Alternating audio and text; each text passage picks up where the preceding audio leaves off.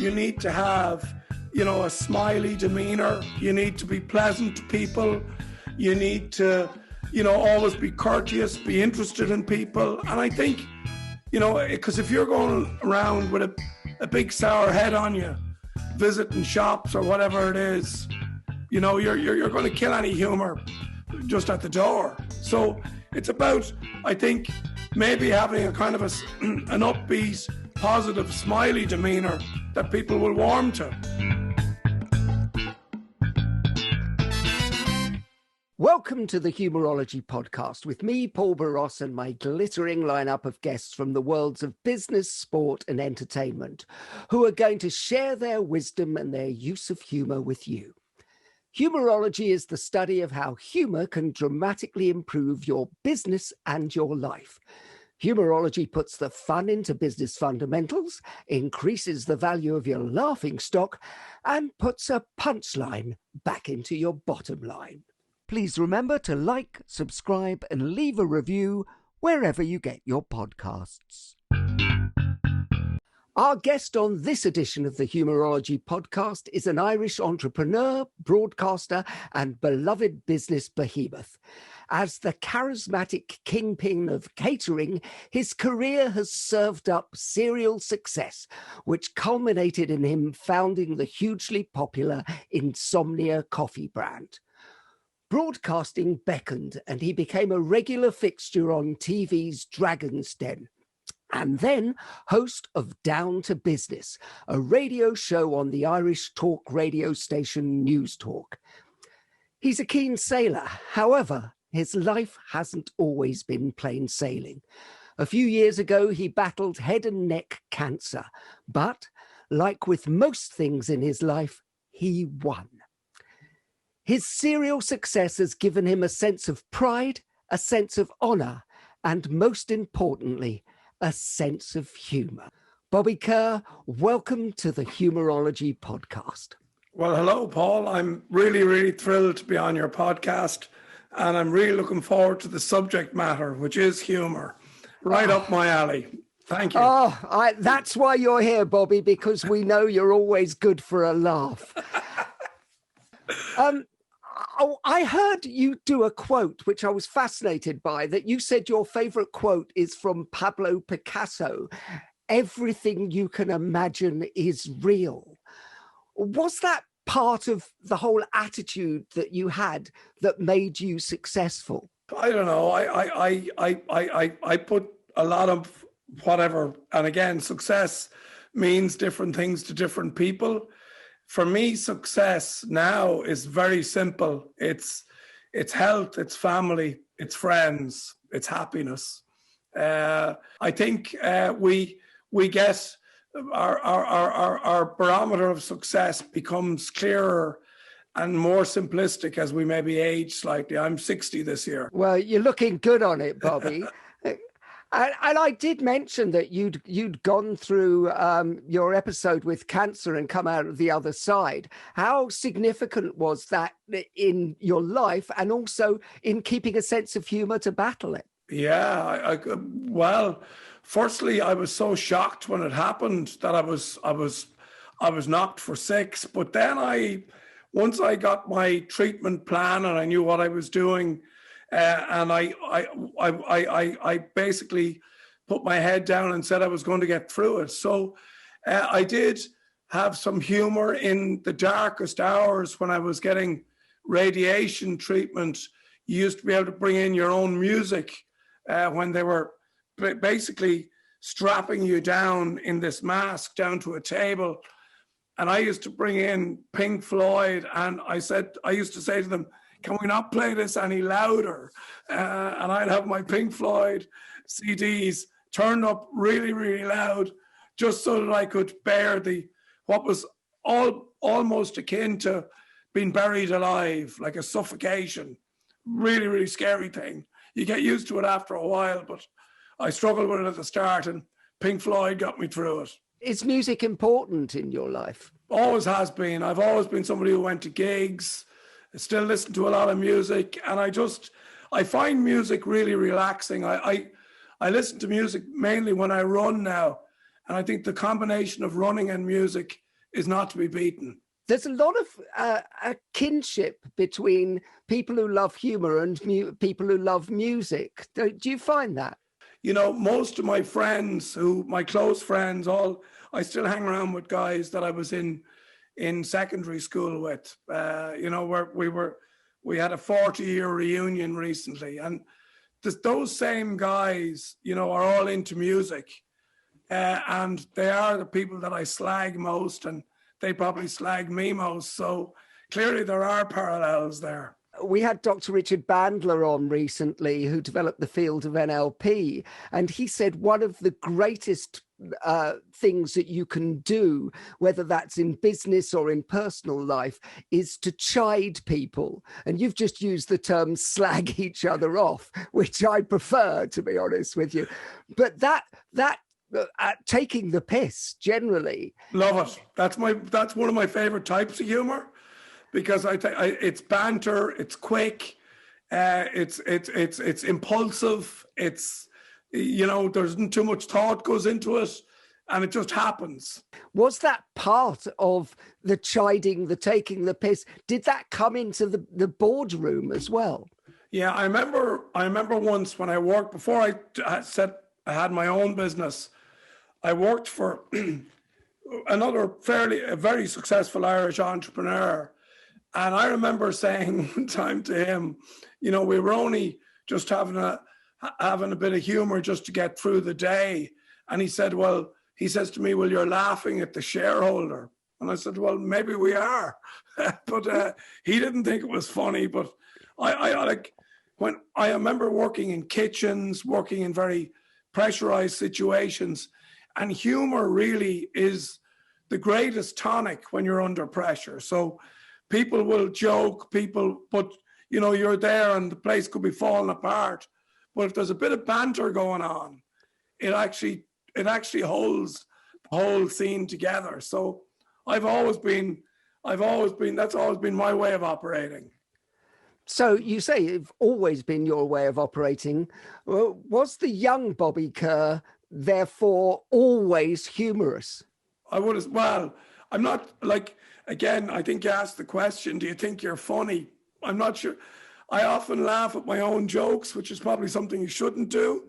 But, you know, if you do and you find it funny, maybe that's okay, because you're getting something out of it. But my wife says to me, you shouldn't be laughing at your own jokes. Now, she's with me. We're married 33 years. I've been going out with her. We're together nearly 40 years. And she still doesn't think I'm funny, even though... You must have something else, Bobby, to be honest with you. I was asking her before I came on the podcast, you know, I was sort of bent. I was just throwing in a couple of, I said, would this be okay? No, you can't say that. No, you can't say that. They'll think you're crazy. I said, no, this guy is very liberal. He'll be fine. Well, whatever she said you can't say, that's the stuff we want, Bobby. Right. Them's the rules. You were asking me what makes me laugh. And as I said, I enjoy banter with mates. I like prank humor. I like lads humor, I'd be honest and say that. Sometimes I like, you know, sort of situational stuff that goes wrong. I love something like on-air bloopers or that kind of stuff, that where one can see the kind of reality of, man, this is just crazy. How could this have happened? How could somebody have said that? I find that kind of stuff very amusing. I think I heard on one of those bloopers recently, a lady, he called her Clitty. She was meant to be chitty somebody, and he said, well, Clitty, he said, will I use my job for that? And she said, well, you will if you keep calling me Clitty. This is an on-air blooper. I said, whoa, that's great stuff. Well, I think you mentioned a very important word in humour. Isn't humour one of the best relationship builders there is? Because, you know, if you can get somebody to laugh, automatically you're bonded, aren't you? Big time. And I think you find your own level with people that, you know, appreciate your humour. Maybe you appreciate theirs. I think, particularly in the workplace, you'll find that friendships are built around similar attitudes towards humor. So people who maybe find the same things funny, they laugh at the same customers perhaps, or suppliers, or whatever it is, people who they interact with in the business. You'll find a commonality there, I think, that friendships can be built on. And as somebody who's led big organizations, what would you say is, how do you engender that kind of atmosphere in a company so you allow that to happen in a positive way? Well, I think the first thing you need to do is you need to have outwardly, you need to have, a smiley demeanor. You need to be pleasant to people. You need to, always be courteous, be interested in people. And I think, because if you're going around with a big sour head on you, visiting shops or whatever it is, you're going to kill any humor just at the door. So it's about, I think, maybe having a kind of an upbeat, positive, smiley demeanor that people will warm to. The Chinese have a saying, which is, man without smile should not open shop. Very true. I totally get that. Totally. How did you actually make sure that, because I would have thought, being in charge of employing people, how do you employ people who are going to give the right message over to your customers? Well, I think I remember when we started employing people, originally I wasn't the founder of Insomnia. I actually my company was bought by Insomnia, and then I reversed myself into it. But it was back in those early days when we had all our employees were Irish. That when we started off, then we had this great influx of wonderful people from Europe, from South America, from all these wonderful, colorful nationalities. And we found then that certainly initially in those days, humor, people didn't understand the Polish humor, for instance. The Chinese humor was sometimes, again, it took a while because Irish people were so used to just dealing with Irish people, to be honest with you, that all these cultures took a few years to embed. And we used to have 100% Irish, then we had 100% over a period of years. We went the other way, where at one stage there was only 3 of us in the company, and we had about 300 employees at the time that weren't Irish. So everybody was from somewhere else except the 3 of us who were all the directors of the company. And now it's about maybe half. So, but that in its sense, because I think different nationalities, they've different humorous traits. And I think it takes a while to understand those and to get to know them. And sometimes that isn't evident. If you put a guy in to a coffee shop and he's dealing with a customer, maybe because he's process driven, he misses that whole, how are you, the interaction. And I think, I don't know if I would say Irish people certainly love to be recognized. The whole thing about somebody knowing your name or remembering your coffee that you ordered the last time, that kind of thing just goes miles with people. Well, I think that's incredibly true and brilliant advice. Isn't a smile the same everywhere in the world? Doesn't it? As a psychologist, I would say that a smile is one thing you can bring to anyone in the world, because babies are hardwired to smile. So that's the commonality of the world. But I think as well, though, if you go to certain countries, and you'll get a smile and you'll get a lot of, have a nice day and you're awesome and all this. But you wonder, the question of sincerity comes into it. Is it sincere? And I'd sort of be looking out for the sincere smile or the sincere interaction versus the one that I read in the manual. How do you choose people who are going to get it? Is it all gut instinct on your part? Pretty much. And again, I won't say I've always got it right, but anytime that I was interviewing anybody for a job, you know, I sometimes wouldn't take the most qualified.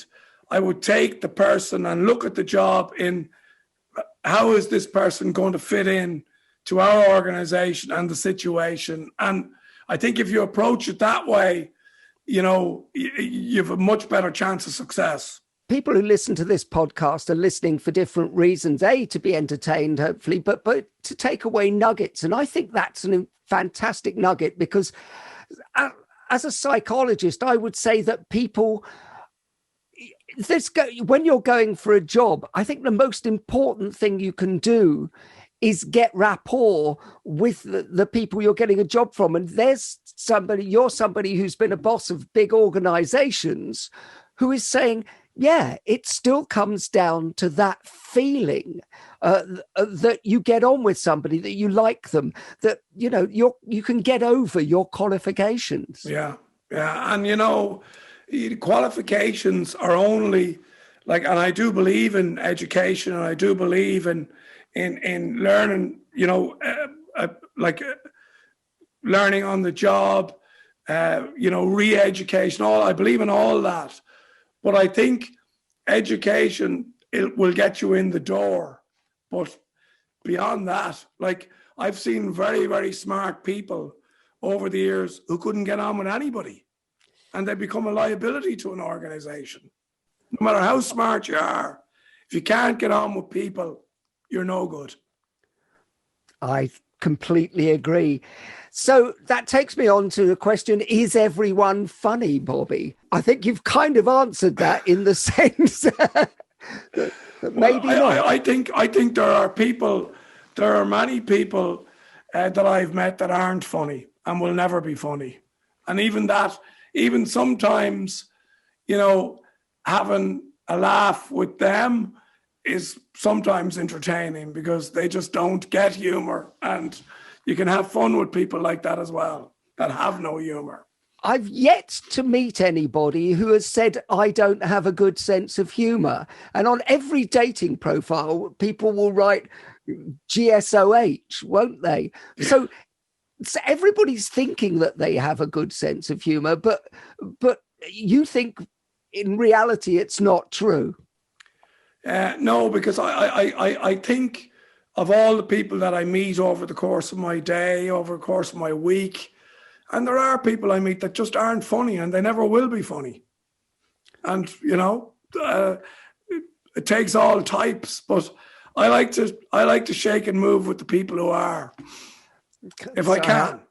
I think that's very smart. So where would the world actually be without humor? It would be a very dull and boring place. And, you know, when you think of even passing the time, if you're working somewhere and it's slow, or you're bored, or humor, again, collective humor can just make a place so much more vibrant, can pass the time quickly, you know, so you won't get bored. And again, just stimulate all sorts of creativity and activity. So you mentioned stimulating thing. Do you actually think, you said creativity and activity, but does it stimulate productivity as well in business? Well, I don't think it's a barrier to productivity. I think, you know, you can, as I said earlier there, you know, when you're working in a busy kitchen and you're flat out, you can be cracking jokes, you know, and be knee deep trying to sort something out. So it doesn't have to affect productivity at all, I think. I think you need to be appropriate. I think if you're serving customers, for instance, you know, you need to be sure that if you're going to bring humor into the scenario, that you have some sort of rapport with the customer. Again, it would be risky to start telling jokes with everybody who came up in the line, because some people might think, you know, different strokes for different folks. So I think you have to be selective, and I think you just have to be cautious sometimes. do you think that it's important for people to be able to laugh at themselves, especially Hugely. in business? And I think if you're not able to laugh at yourself, again, it's very hard to dish out slagging, as we talked about earlier. The whole self-deprecation thing, I'm a big fan of. I remember, it must be 10 years ago, maybe 15 years ago, I remember doing a backflip we had an Insomnia Coffee shop up in UCD, one of the big Dublin universities.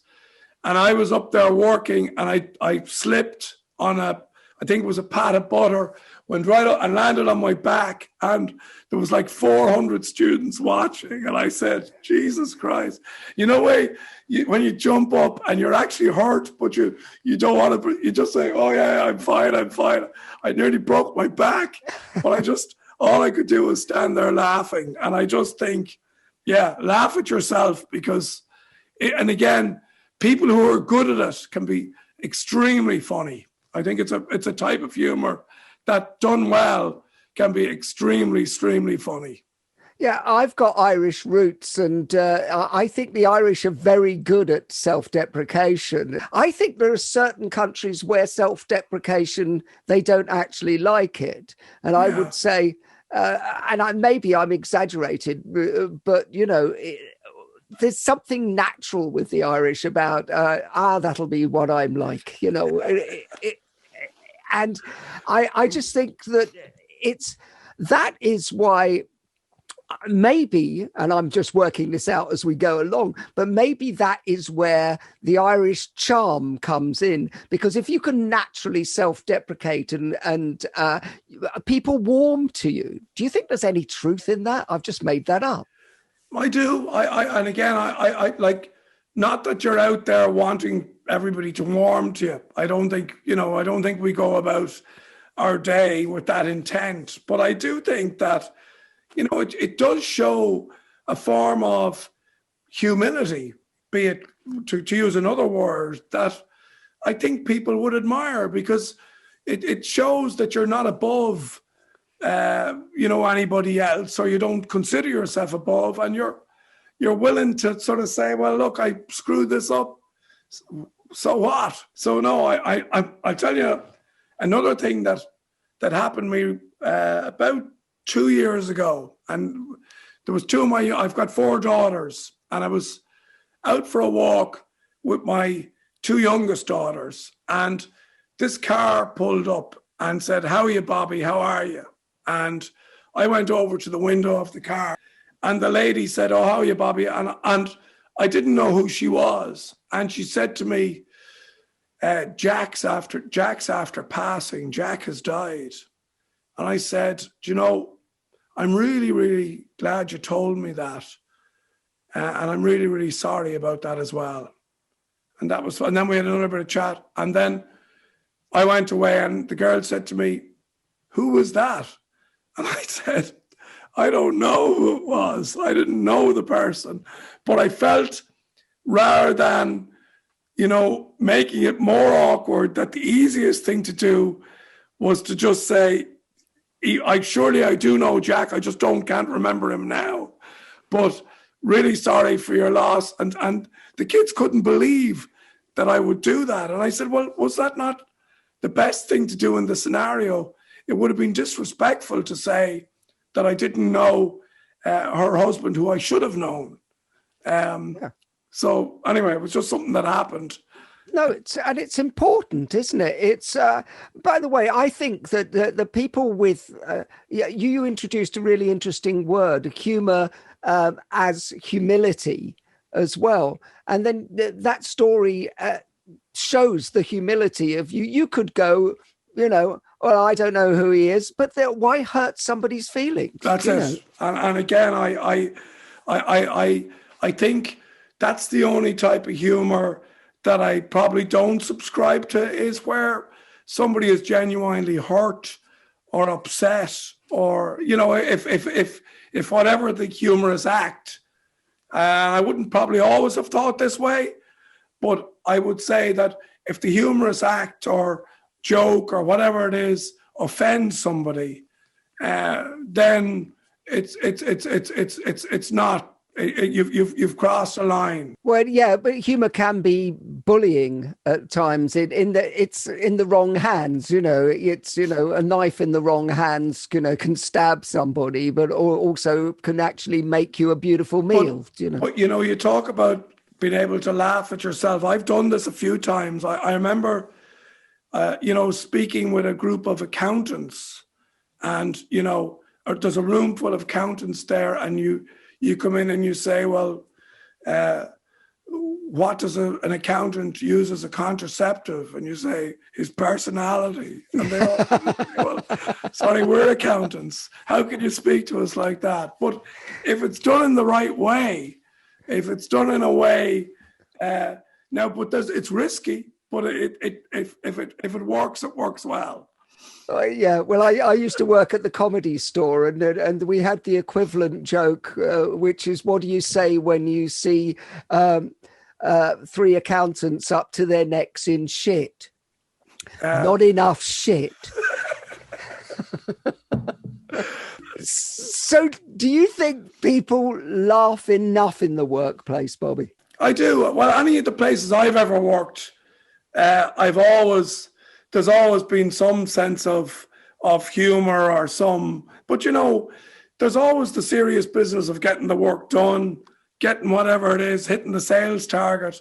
But I think humor can live perfectly comfortably with a dynamic, achieving environment. In fact, I think it has a really good place there. And I think humor is hugely important in the workplace, and thankfully the places that I work, and I don't work as actively as I used to with big teams of people, but even my work in News Talk or anything like that, we always have a bit of banter. But again, we're on air, we're serious, we've a job to do, we've people to interview, and that all is very, very serious. But again, within that, I'd always like to think that I could bring out the light side of a guest. And again, it makes for a much more interesting interview if somebody is humorous or says something that's even mildly funny. It's better than listening to some guy trying to sell something or sell himself or his business. Yeah. I think we can have a quote on about this. Bobby says banter's good for business. Yeah, it is. That's the banner headline. Yeah. And I do a slot on Down to Business, the radio show you kindly referenced earlier, called The Executive Chair. And it basically is about the executive, the guy who has made it. And I always find that the people who'll talk about their early days, who'll talk about their failures, who'll throw in a joke or something light, are far better than the guys giving you their corporate objectives or, some sort of high-level strategy or what their debt equity ratio is, or that's all bland stuff.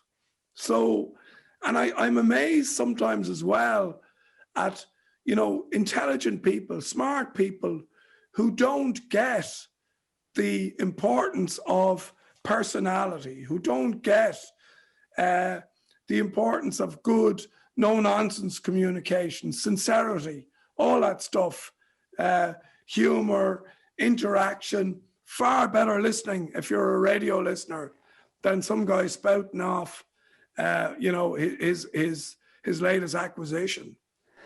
So you mentioned failure. How do you get over failure? Is it possible to laugh at your failures, and then is it easier to move on once you've done that? Yeah, I think there's maybe a period of reflection between the failure and the moving on, which again could be as little as an hour, or it could be a week, or it could be a month. But I think there probably should be some period, depending on how big the screw up actually is, between making the fuck up and then moving on from it. And again, I've made many. And again, I've some of them, well, most of them I can kind of look back at and laugh at. I was involved when I worked in Canada in the mid 80s. I was involved in the Pope's visit to Canada, and I was charged with, it was a big airport, an old military base about 30 miles north of Toronto.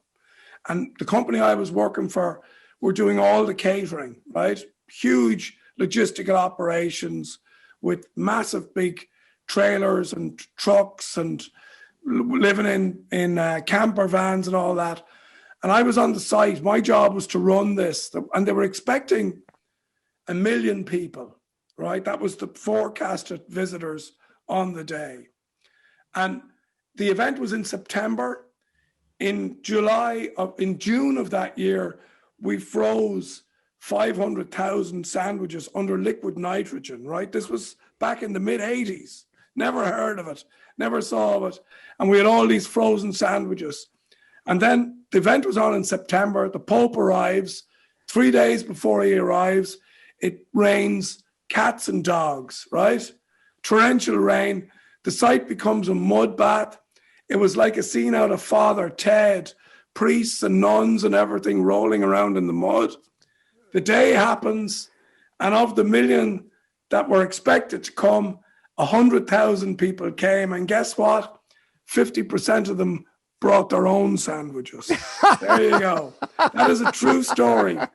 And we lost our boots. The company that I was working for lost over $1 million on the day.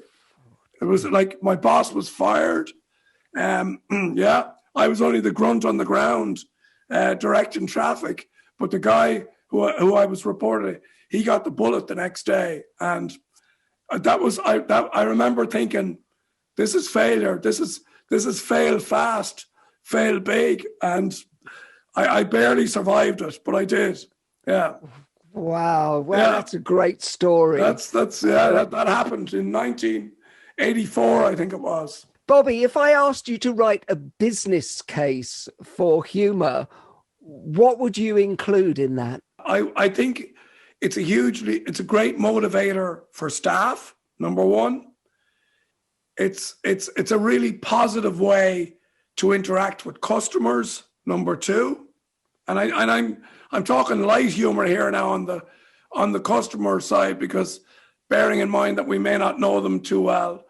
But I also think it helps employee retention, because I think humor is part of it. It's an important component of job satisfaction in the workplace. I think, because I don't think people would behave in a humorous way if they're unhappy. So I think, the more humor there is, de facto, the more settled an employee is, equals less employee turnover. They would be business arguments that I would make. No, I think they're great business arguments. But how would you measure the ROI, the return on investment on those? Like anything, with difficulty, it's very important. I don't know. It's difficult, and maybe I don't really have the answer for that, Paul. I do believe, I always used to measure employee retention on a shop by shop basis, and clearly you could see if it was pretty easy to get a yardstick or a benchmark of what was acceptable. And I think if you could see, that you were training more people in a particular new starts, new hires, double the amount in one shop versus another, it's costing you a lot more money, number one, but more importantly, it's going to affect the customer service, number two, because you're going to have, a whole lot of newbies who are training or untrained, interacting with and interfacing with the customer. So I think that's a brilliant point. And I think it's one of those things whereby I'm wondering how we're going to shift the whole Humourology project so that CEOs and board members all over the world go, we need this. We need people to be happier at work. So many things are driven by the bottom line now. But can I just say this, Paul? I hate, and again, it comes back to sincerity. One of my daughters was working in a company where they were practically force-fed beer and pizza on a Friday night. Nobody wanted to be there. You know, the place was hellish from Monday to Thursday. And, you know, the CEO of that organization thought by buying pizza and force-feeding people beer that all would be well. So it comes back to, is it sincere or is it not? So, I think, you know, I think a little bit of soul goes a long way. I think that's very true. I'm very interested in it. Okay, people think it's an equation. Okay, Friday night, here's 3 beers per person. Now they'll be happy. With fellas I don't want to drink with. Yeah. Yes. You can give me as much beer as you like, but if you put me in a room with some pain in the ass people, the beer won't taste sweet. So it's about building a whole atmosphere. Big time. Yeah. And a culture. Isn't that what culture is? A culture of lightness, a culture of fun. Yeah. And I think as well, if you're working in an organization and the CEO walks through the office or the warehouse or whatever it is and is able to crack a joke, and again, it doesn't have to detract from the seriousness of work or, the getting the job done piece. But I think that would probably be somewhat infectious, i.e. then, if the CEO was down in the warehouse joking around, maybe then the warehouse supervisor feels it's okay to do the same with the forklift drivers or whatever it is. But that's how culture gets built, from the top down and from the bottom up. Yeah, it's very interesting from a psychological perspective that you use the word infectious, because in psychology, we say if you want anybody to go into any state, you have to go into that state first. So if you want to make people uptight, guess what? Be uptight yourself. Yeah, exactly. You have it there. And so and I suspect, and that's what's really great about actually spending time with great leaders like yourself, is I get to unpack the important bits so our listeners can listen to, no, I'm serious. And I know that the Americans would call this blowing smoke up your ass, but it's actually, I think those are the crucial bits for people who want to win in life. Is actually the stuff that nobody thinks about. How do you build that culture? Well, guess what? You've got to be somebody like yourself who goes back to the floor, who has a joke with somebody, who appropriately will take the piss, will banter. And those are, I think, crucial elements that I think sometimes get lost because, nobody's teaching this at the Harvard Business School yet. Yeah, no, I totally agree. And I think I must give some more thought to your concept there of the business case, because there probably are some metrics that one could introduce or could look at around humor and how it's measured, because I think maybe because humor is different things to different people, it's not the most easily of subjects to measure. Well, you and I can do a course all round Ireland, so together, how to get the banter back. That's it. Yeah. Have you ever taken a joke too far or crossed the line, Bobby? I have. I remember one time, and it's about, public speaking. And I mentioned earlier about, the accountants and the joke, but sometimes if you misread your audience, I remember being at an insurance dinner. I was an after dinner speaker, and I thought I made what was a witty and upbeat, and there was a couple of maybe blue bits in the humor, and a lady got upset over it, and I reckoned then, even if 200 people were happy and thought it was funny, the fact that one person didn't kind of ruined the night for me. And that was a lesson to me that, you really need to know who your audience are, before you start, taking it out there. Well, just so you know, I spent 10 years of my life working the Comedy Store, and every comedian has had that same thing whereby the whole audience is laughing, but if one person isn't laughing, then that's what they'll take home. And isn't it funny? We can't remember all the great gigs we did, but we'll remember the bad ones to our dying day. But it taught me something, and again, I always, whenever I'm speaking now, I always really, really try and find out who's in the audience. In other words, while everybody will be different, but you really do need to know who the audience are and what they expect. So have you ever gotten yourself out of trouble by using humor? I have, yeah. I was stopped by the Gardaí on my way about when I was working on radio on Sunday mornings. There's a town near me here in Dunleary called Blackrock. I was on my way into work at 7:00 one Sunday morning, nobody else out, and I turned the corner and I nearly ran this guard over.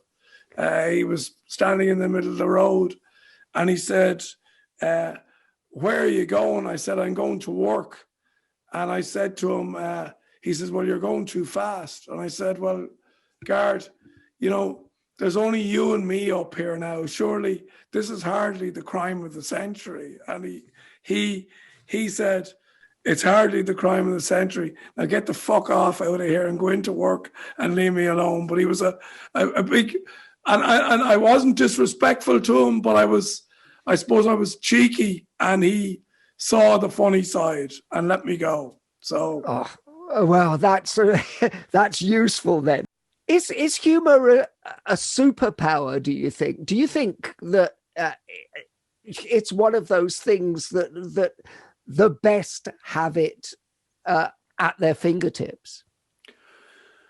Well, I think if you were asking me, would I prefer to be considered the most intelligent person in the room or the funniest person in the room, I'd much prefer to be the funniest person. I just think it's a much better place, and it's going to be a much better experience.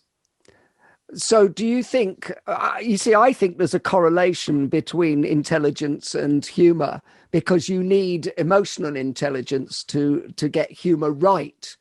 And so I think it's an easy choice to go be the funniest person in the room, because I think you tick the intelligence box as well. Well, I think you're talking about emotional intelligence, but you're also probably talking about academic intelligence, which isn't, that's very different in the sense that it can be very boring. Like it really can, and not interesting at all. I don't know if you ever watch University Challenge, but yeah, exactly. I mean, it's actually a compulsive watch, and you go, how do you know all that stuff? But you kind of go, I wouldn't want to be stuck in a lift with you. No, I know. I totally agree. And it's yeah, no, give me the funny guy any day. Well, me too. Bobby, we now come to the part of the show we call Quickfire Questions. And we have a jingle, which was written by Spike Edney of Queen. Quickfire Questions. Bobby, Who is the funniest business person you've met? A guy called Pat Short. He's an Irish comedian. He's grounded in rural humour, but he does all the business stuff for his own. He's a movie star. He's a theatre producer, but he looks after all the business end of it himself. Very, very clever guy and a really, really funny guy. I also was a big admirer of Dermot Morgan, Father Ted, who you may know. Yeah. God rest his soul. What a great guy and what a funny guy. Like, if you talk, you want to see Irish humour at its best, that was him. Well, I worked a few times with Ardal O'Hanlon as well. Yeah. The funny man. Big time. They're great guys. That's my type of humour. Oh, genius, Father Ted, genius. What book makes you laugh? I have a book here with me called What the Fuck Should I Make for Dinner? The Answers to Life's Everyday Questions in 50 effing Recipes by a guy called Zach Golden. And it's a cookery book, right? And then so he's got a quote on one side of the book: make your crunchy granola, add some fucking avocado, fennel, and citrus salad. And then there's don't fucking like that, turn to page 56. Not a fucking vegetarian, turn to page 34. So if you're thinking about what you want to cook for dinner, this is really, really funny. Oh, well, there you go. That's a present for all who like filth. Food and filth in one book. 2 Fs. Yeah, we'll ignore the other one. What film makes you laugh, Bobby? Love The Hangover. And again, that type of humor. School of Rock is another one of my favorites. There's music and humor. We talked about it earlier, but that's really good music and really good humor all in the same place. School of Rock. School of Rock, great. What word makes you laugh? Assume, making an ass out of you and me. Assume.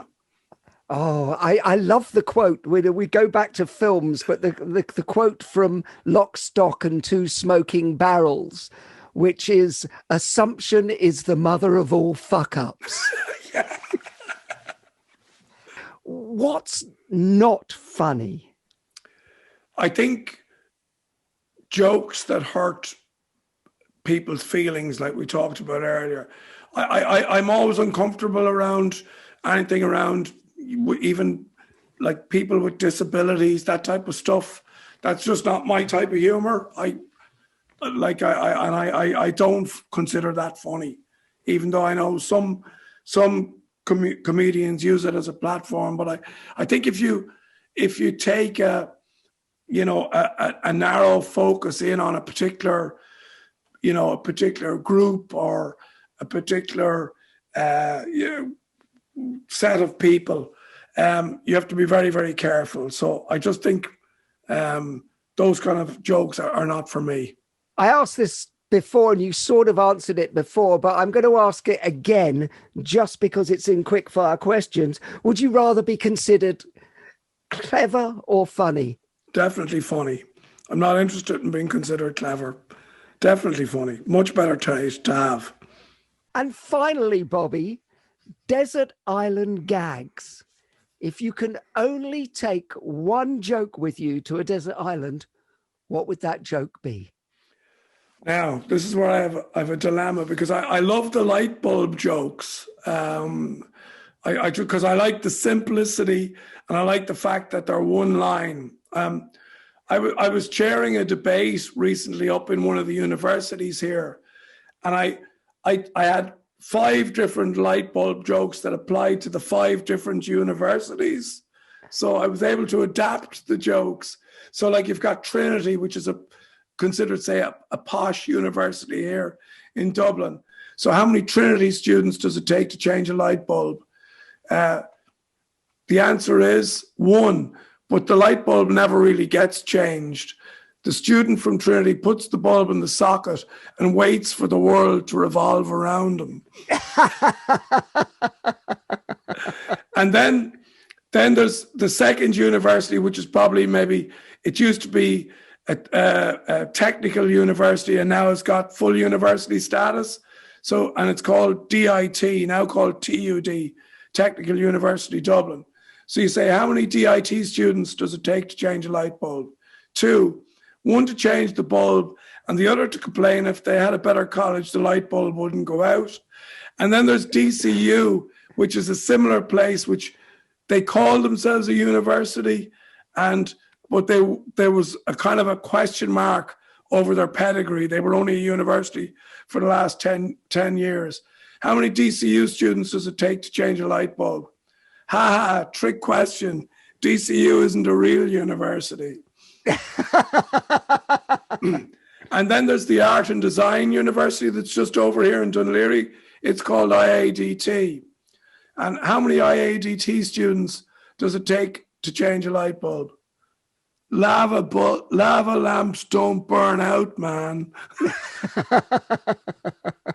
And then Limerick is a place that maybe has a reputation for maybe violence, for being a rough city. So how many University of Limerick students does it take to change a light bulb? What? There's a university in Limerick? Anyway, I like light bulb jokes. They're brilliant jokes and they can go with you to the desert island. Oh, Bobby Kerr, thank you so much. You're brilliant at business, brilliant at banter, and I've loved having you on the Humourology podcast. Thanks, Paul. I really enjoyed it. And hello to all your listeners. And thanks again to Simon for getting all this set up for us today. So great to talk to you. The Humourology podcast was hosted by Paul Boross and produced by Simon Banks. Music by Steve Hayworth, creative direction by Les Hughes, and additional research by Helen Sykes. Please remember to subscribe, like, and leave a review wherever you get your podcasts. This has been a Big Sky production.